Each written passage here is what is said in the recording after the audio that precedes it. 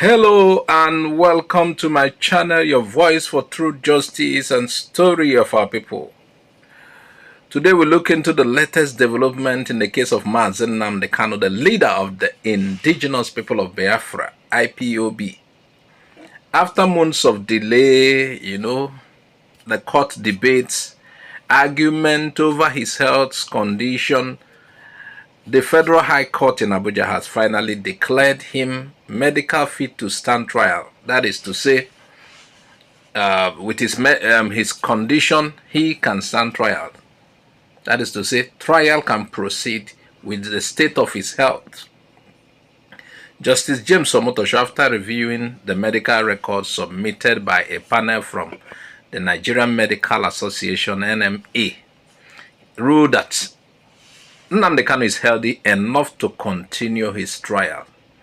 The report confirmed that his health challenges are not life-threatening. According to them, it's not the one that can make him die, that his present state is okay for him to stand trial. And they are saying the DSS medical facility is capable of handling his condition.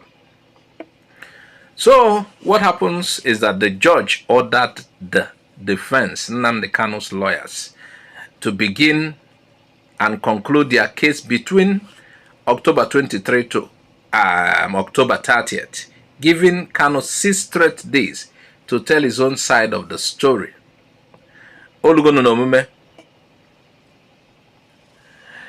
Also, the court granted a small window of relief, allowing private consultation between Kanu and his lawyers on October 22 without DSS monitoring. I wonder how DSS cannot monitor it when they are in DSS facility. Those places that will, it will be an electronic place now. I wonder how they will not monitor it. If they want him... If they don't want DSS monitoring, they should take him somewhere now, maybe in a canteen or somewhere, guarded by DSS, but not, Meanwhile, let's get to the next story, still in line with this, the Sowore's protests. Outside the courtroom, the political ground is heating up. You already see several awareness happening. Human rights activists, Sowore, known for his bold protest and fearless activism, has called for a nationwide protest, you already know, October 28th, under the hashtag Free Nnamdi Kanu Now. And he said the protest is not just about Kanu, but about the rule of law, justice, and freedom of expression in Nigeria. Interestingly, the movement has now gained political weight. Former Senate President Adolphus Wabara has written a public letter to Sowore endorsing the protest. He said he might be abroad during the march, but he gives his moral support, calling it a fight for justice, equity, and national reconciliation. Now, and just when the people thought it was only activists and former politicians, Peter Obi, the 2023 Labour Party presidential candidate, also threw his weight behind the movement. Remember, it is said to be a peaceful protest. Yeah, remember. According to Obi, he said, dialogue, not detention, is the key to peace. We cannot silence an idea by jailing its messenger. No. And Obi also reminded Nigerians that Nnamdi Kanu has not been convicted of any crime, and that continued detention only fuels anger and division. And let's look at it. Nnamdi Kanu was arrested. People who are arrested, should they be kept in the custody of DSS? I'm trying to learn, please. Is the DSS facility the right place to keep him? Remember, there was a time he sought request to be transferred to Kuje. So, is DSS the right facility for like 4 years now? Okay. I think there's a plan by Sowore to organize a Free Nnamdi Kanu protest this week. I don't know if you are in tune with that arrangement. Well, let me tell you, I've always been consistent on Nnamdi Kanu's flight. there was no need for the arrest in the first place. And I've always said that for me, and discuss with anybody who, I said it clearly, and I meant there. And I thank those who actually trying to do with what I was saying for a long time. Go and check what I've said before 2020, 2022, even in 2024. I've said, and now that he has gone, because he's been to court, the rules should be followed. Not just for Nnamdi Kanu, for all agitators across the nation.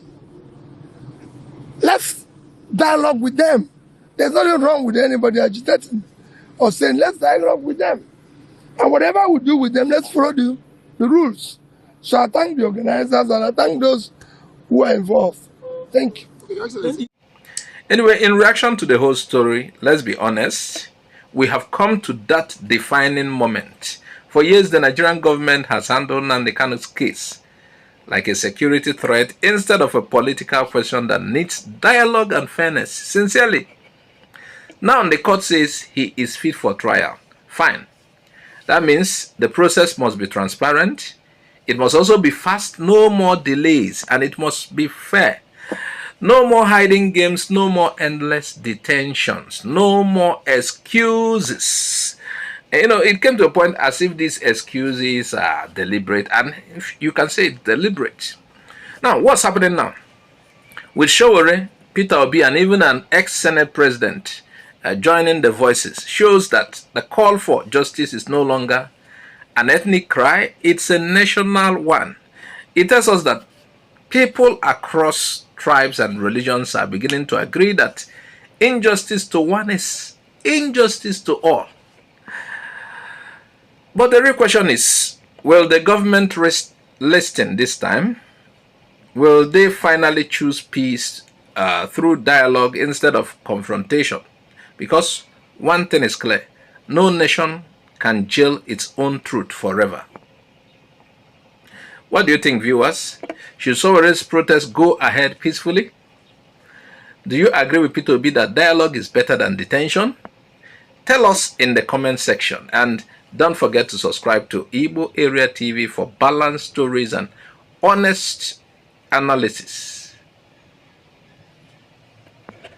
This program represents analysis and opinion based on verified public reports. IGBO AREA TV stands for peaceful dialogue, unity and justice, not violence or hate speech.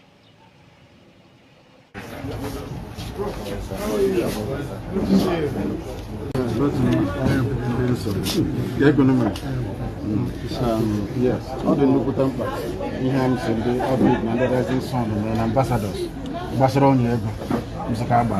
all the local temples, everyone must support it.